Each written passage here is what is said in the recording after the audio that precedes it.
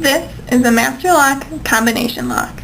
The combination for this lock is 25, 11, 33. To open, turn the dial 3 times to the right, stopping on the first number.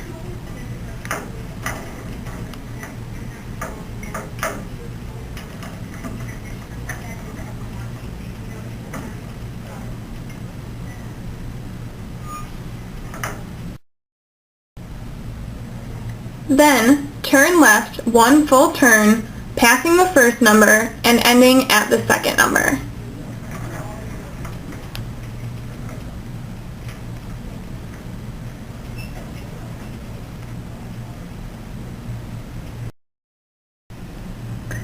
Then, turn the dial to the right, ending at the third number.